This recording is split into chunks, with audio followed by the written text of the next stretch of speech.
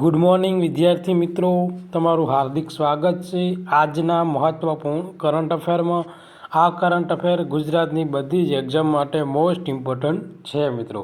તો શરૂઆત કરીશું કે હાલમાં ઓર્ડન્સ ફેક્ટરી દિવસ 2025 ક્યારે ઉજવવામાં આવ્યો હતો? તો 18 માર્ચના દિવસે મિત્રો આ દિવસની ઉજવણી કરવામાં આવે છે।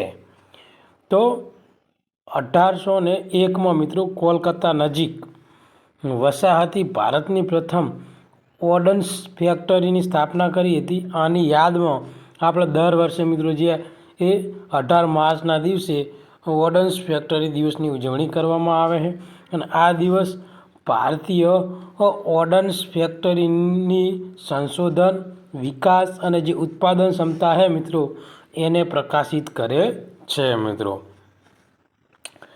આ ઉપરાંત મિત્રો જે આ ભારતીય ઓર્ડન્સ ફેક્ટરી છે મૂળ 1775 કોલકાતામાં જે મિત્રો ફોર્ટ વિલિયમમાં બોર્ડ ઓફ ઓર્ડન્સની સ્થાપના સાથે શરૂ થઈ હતી। મિત્રો હાલમાં જ ફોર્ટ વિલિયમ જે કિલ્લો છે મિત્રો એનું નામ બદલીને શું રાખવામાં આવ્યું છે? તો યાદ રાખજો, વિજયદુર્ગ નામ રાખવામાં આવ્યું છે મિત્રો। અને પ્રથમ ગન પાવડર ફેક્ટરી ઈસાપોર એ 1787 એની સ્થાપના થઈ હતી અને કોશીપોરમાં જે ગન કેરેજ એજન્સીની સ્થાપના 1801 થઈ હતી અને 18 માર્ચ 1802ના રોજ મિત્રો કામગીરી શરૂ કરવામાં આવી હતી।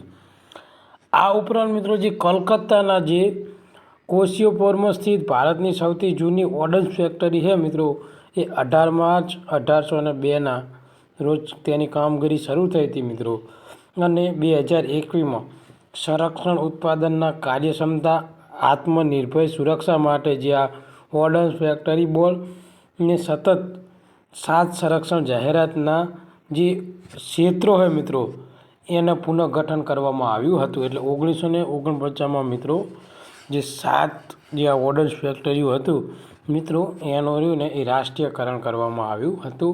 આ ઉપરાંત મિત્રો અમુક સમય પછી આ જે બધી ફેક્ટરીઓ હતું એના પુનઃગઠન એટલે ફરીથી મિત્રો તેને કહેવાય ને કે પુનઃગઠન કરવામાં આવેલું હતું મિત્રો। તો મોસ્ટ ઇમ્પોર્ટન્ટ ક્વેશ્ચન આવનારી એક્ઝામમાં પૂછાઈ શકે છે અને મોસ્ટ ઇમ્પોર્ટન્ટ ક્વેશ્ચન મિત્રો આવનારી બેલીફ એક્ઝામ માટે શેની માટે છે? બેલીફ માટે આ ક્વેશ્ચન છે મિત્રો। તો હાલમાં મિત્રો કબડ્ડી વર્લ્ડ કપ 2025નું આયોજન ક્યાં થવાનું છે? તો મિત્રો ઇંગ્લેન્ડમાં થવાનું છે। ક્યાં થવાનું છે? ઇંગ્લેન્ડમાં મિત્રો થવાનું છે કબડ્ડી વર્લ્ડ કપ 2025। કેટલામી આવૃત્તિ છે મિત્રો? તો બીજી આવૃત્તિ છે। કેટલામી આવૃત્તિ છે? બીજી। એની ડિટેલ વિશે મિત્રો આપણે ચર્ચા કરીશું। તો બહુપ્રતીક્ષિત કબડ્ડી વર્લ્ડ કપ 2025નું આયોજન મિત્રો ઇંગ્લેન્ડમાં શરૂ થવાનું છે। આ ટુર્નામેન્ટને મિત્રો પ્રથમ વખત એવું બન્યું છે કે એશિયાની બહાર યોજાઈ છે। આ ટુર્નામેન્ટ મિત્રો 7 દિવસ ચાલશે, જેમાં બર્મિંગહામ, કોવાન્ટ્રિક, પછી છે વોલ્સોલ અને વોલ્વરહેમ્પટન સહિત અનેક જેટલા સ્થળોએ મિત્રો ટોટલ કેટલી 60 મેચો રમાવાની છે। કેટલી મેચો રમાવાની છે? 60। આ ઉપરાંત મિત્રો જે પુરુષની સ્પર્ધામાં 10 ટીમો હશે, જેને મિત્રો ગ્રુપ એ અને ગ્રુપ બીમાં વિભાજિત કરવામાં આવશે અને મહિલાની ટીમો છે મિત્રો એમાં 6 ટીમો હશે, એમાં ગ્રુપ ડી અને ગ્રુપ ઈ। ગ્રુપ ડીમાં મિત્રો 3 ટીમો હશે અને ગ્રુપ ઈમાં હરીને એ 3 ટીમો હશે અને પુરુષમાં મિત્રો ગ્રુપ એમાં 5 હશે અને ગ્રુપ બીમાં 5 હશે। આવી રીતે આને વહેંચવામાં આવેલી છે। આ ઉપરાંત મિત્રો જે આ કબડ્ડી વર્લ્ડ કપ છે એનો આયોજિત રહ્યું ને મિત્રો બીજી આવૃત્તિ છે। કેટલામી આવૃત્તિ છે? યાદ રાખજો મિત્રો, એક્ઝામમાં પૂછાય બીજી આવૃત્તિ છે અને પ્રથમ આવૃત્તિ 2019માં મિત્રો મલેશિયામાં યોજાઈ હતી, જ્યાં ભારતે પુરુષ અને મહિલા બંને ટીમે મિત્રો વિજય મળ્યો હતો। તો તમારે યાદ રાખવાનું કે પ્રથમ કબડ્ડી વર્લ્ડ કપ કોની પાસે છે? મહિલા અને પુરુષમાં? તો ભારત પાસે। આયોજન ક્યાં થયું હતું? તો મલેશિયામાં થયું હતું। आ वक्ते आयोजन क्या है? इंग्लैंड में है। बराबर। तो मोस्ट इम्पोर्टન્ટ क्वेश्चन है मित्रों, याद रखो आवनारी एग्जाम में गमे ते एग्जाम में 100% पूछाशे। अने खो वर्ल्ड कप, प्रथम खो वर्ल्ड कपનું આયોજન ક્યાં થયું હતું? તો ભારતમાં થયું હતું મિત્રો, જાન્યુઆરીમાં। બરાબર, એટલે એ પણ કદાચ પૂછાઈ શકે છે। ઓકે, હાલમાં કયા શહેરમાં ભારતનો પ્રથમ પીપીપી ધોરણે જે ગ્રીન વેસ્ટ પ્રોસેસિંગ પ્લાન્ટ है મિત્રો એ શરૂ કરવામાં આવ્યો હોય? તો મિત્રો મધ્યપ્રદેશનું જે ઇન્દોર શહેર છે ત્યાં મિત્રો ભારતનો પ્રથમ જે પીપી ધોરણે ગ્રીન વેસ્ટ પ્રોસેસિંગ જે પ્લાન્ટ આવે ને એ શરૂ કરવામાં આવેલો છે મિત્રો। તો સ્વસ્થ ભારત મિશનના ભાગરૂપે પીપીટી મોડલ હેઠળ ભારતનો પ્રથમ green waste processing plant launch સાથે ઇન્દોર ટકાઉ શહેરી કચરાના વ્યવસ્થાપન તરફ કરનારું એક મોટું પગલું મિત્રો આ ઇન્દોરે ભરેલું છે। અને આ હેતુ શું છે? તો જે ગ્રીન વેસ્ટને મૂલ્યવાન સંશોધનમાં પરિવર્તિત કરવાનો આનો મુખ્ય હેતુ છે। આગળનો ક્વેશ્ચન છે કે ફેબ્રુઆરી 2025 માટે ભારતમાં WPI જે ફુગાવાનો દર છે, બરાબર, એ કેટલો રહેવાનો હોય? તો 2.38% રહેવાનો છે। હાલમાં કયા ભારતીય ખેલાડીએ સ્કેચર્સ સાથે બ્રાન્ડ એમ્બેસેડર તરીકે મિત્રો જોડાણા છે? તો જે જસપ્રીત બુમરાહ है મિત્રો એ તે બ્રાન્ડ એમ્બેસેડર તરીકે જોડાયેલ છે। હાલમાં કઈ બેંકે સ્પેસિફિકમાં ખાનગી ક્ષેત્રના વિકાસ અને જે સમુદ્રના પ્રભાવને વેગ આપવા માટે ફ્રન્ટિયર સીડ લોન્ચ કરવામાં આવેલું છે? તો મિત્રો જે એશિયન ડેવલપમેન્ટ બેંક છે એના દ્વારા જે આ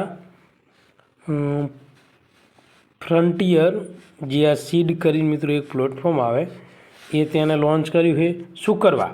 તો કે જે સ્પેસિફિક વિસ્તાર છે મિત્રો ત્યાં જે ખાનગી ક્ષેત્રો છે ત્યાં વિકાસ અને સમુદ્રના પ્રભાવને વેગ આપવા માટે આ લોન્ચ કરવામાં આવેલું છે મિત્રો। તો એનો ઉદ્દેશ શું છે? સ્પેસિફિક ખાનગી ક્ષેત્રમાં વૃદ્ધિ અને જે સમુદ્રીનો પ્રભાવ મજબૂત બનાવવા માટેનો છે મિત્રો। આ ઉપરાંત મિત્રો જે એશિયન ડેવલપ બેંક છે મિત્રો એની સ્થાપના 1966માં કરવામાં આવી હતી। ટોટલ તેના સભ્ય દેશો છે 69 અને જે એશિયન પેસિફિકના મિત્રો 49 છે ટોટલ। ઓકે મિત્રો, અને તેનું મુખ્ય મથક ક્યાં આવેલું છે? તો જે ફિલિપાઇન્સ છે એનું મનીલા શહેર છે ત્યાં એશિયન ડેવલપમેન્ટ બેંક છે એનું મુખ્ય મથક આવેલું છે। આગળનો ક્વેશ્ચન છે કે અનુસંધાન નેશનલ રિસર્ચ ફાઉન્ડેશનના CEO તરીકે કોની નિમણૂક કરવામાં આવી છે? તો ડૉક્ટર વિજયકુમાર જે કલ્યાણ રામન હે મિત્રો એમની નિમણૂક કરવામાં આવેલી છે। હાલમાં કયું રાજ્ય વધુ કડક ધર્માંતર વિરોધી કાયદા લાવવાની તૈયારીમાં છે? તો મિત્રો છત્તીસગઢ રહ્યું ને મિત્રો હાલમાં જે ધર્માંતરણ થાય છે મિત્રો એ વિરુદ્ધ કડક કાયદા લાવવા માટે જઈ રહ્યું છે મિત્રો। તો છત્તીસગઢના મુખ્યમંત્રી મિત્રો વિષ્ણુદેવ સાયના નેતૃત્વ હેઠળ ભાજપ સરકારે ગેરકાયદેસર ધાર્મિક પરિવર્તનને રોકવા માટે વધુ કડક ધર્માંતરણ જે વિરોધી કાયદો મિત્રો લાવવા માટે કામ કરી રહ્યું છે। આ ઉપરાંત મિત્રો જે છત્તીસગઢ છે જ્યાં રાજ્યમાં રહેલી પહેલેથી છત્તીસગઢ ધર્માંતર અધિનિયમ 1968 છે, જ્યાં આ નવા કાયદાનો જે ઉદ્દેશ છે ને બળજબરી, પ્રલોભન અને જે વિશ્વાસ ઉપચાર છે મિત્રો ના આળમાં મેળાવડા દ્વારા જે ધર્માંતરના મુદ્દાઓ છે ને તેની ઉપર સંશોધન કરવાનું છે મિત્રો। તો તમારે મને કોમેન્ટમાં કહેવાનું છે મિત્રો કે છત્તીસગઢ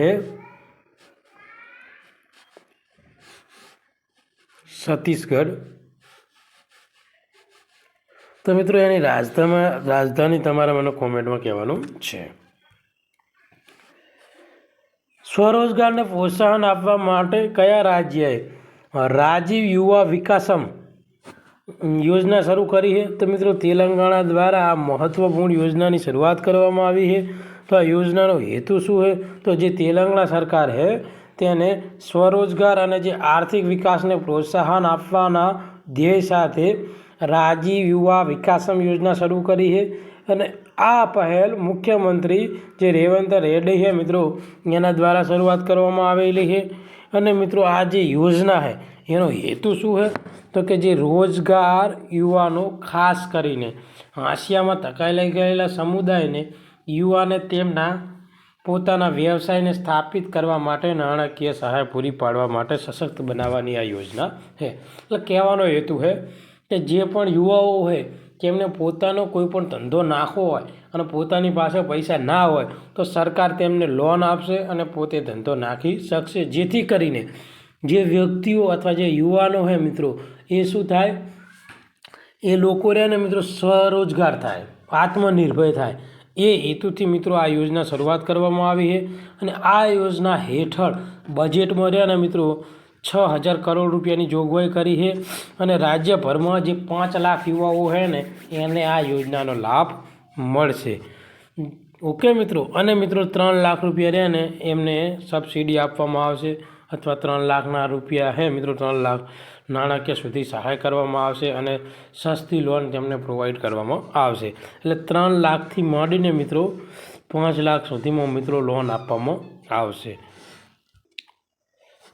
તો મિત્રો આગળનો ક્વેશ્ચન છે એ પહેલાં જે પણ વિદ્યાર્થી મિત્રો આપણી યુટ્યુબ ચેનલમાં નવા હોય તો આપણી ચેનલને સબસ્ક્રાઈબ કરી લેજો, બાજુમાં આપેલા બેલ આઇકન ઉપર ક્લિક કરી લેજો, જેથી કરીને કરંટ અફેરના બધા જ વિડીયોની નોટિફિકેશન મળે। આ ઉપરાંત આ જે વિડીયો છે એની નીચે આપણે ટેલિગ્રામ લિંક આપેલી છે, તો ટેલિગ્રામમાં જોઈન થઈ જાજો। ઓકે મિત્રો, તો મોર્ગન સ્ટેનલીના મત અનુસાર ભારત કયા વર્ષ સુધીમાં વિશ્વની ત્રીજી સૌથી મોટી અર્થવ્યવસ્થા બનવાનો અંદાજ છે? તો 2028 સુધીમાં। ક્યાં સુધી મિત્રો? 2028 સુધીમાં ત્રીજી મોટી અર્થવ્યવસ્થા બનવાનો અંદાજ છે। તો મોર્ગન સ્ટેનલીના મત મુજબ ભારતનો જે જીડીપી 2028 સુધીમાં મિત્રો જે કહેવાય ને કે 5.60 જે અમેરિકન ટ્રિલિયન સુધી મિત્રો આપણો પહોંચી જવાનો હોય મિત્રો। અને આ અંદાજ મુજબ જર્મની અને જાપાનને પાછળ છોડીને મિત્રો ભારત ત્રીજી મોટું કહેવાય ને કે વિશ્વ સ્તરીય ત્રીજા ક્રમનું સૌથી મોટું અર્થતંત્ર બનશે। હાલમાં ભારતનો મિત્રો ક્રમ છે કેટલામાં? 5મો, પરંતુ 2026 સુધીમાં ભારત રહ્યું ને એ જાપાનને પાછળ છોડી અને ચોથા નંબરનું જે અર્થતંત્ર છે ને એનો કહેવાય ને કે ચોથા નંબરનું અર્થતંત્ર લગભગ બની જાય એવી આકાંક્ષા રાખવામાં આવેલી છે। એટલે અત્યારે હાલ ભારત વિશ્વની 5મા નંબરની મોટી અર્થવ્યવસ્થા છે અને શાયદ 2026ના એન્ડ સુધીમાં ચોથા નંબરે આવી જાય અને જાપાન આવે 5મા નંબરે, અને 2028 સુધીમાં ત્રીજી મોટી અર્થવ્યવસ્થા બનશે એવો અંદાજ લગાવવામાં આવેલો છે મિત્રો। હાલમાં મિત્રો યુનેસ્કોના દરજ્જા માટે નામાંકિત ફાયા પેલે ઓલ લેન્ડસ્કેપ કયા શહેરમાં આવેલું છે? તો મિત્રો આવેલું છે શારજાહ। શારજાહ ક્યાં આવેલું છે મિત્રો? યુએઈમાં આવેલું છે। ઓકે, તો શારજાહમાં સ્થિત આ ફાયા પેલે ઓ લેન્ડસ્કેપને યુનેસ્કોનો દરજ્જોમાં નામાંકિત કરવામાં આવ્યું છે।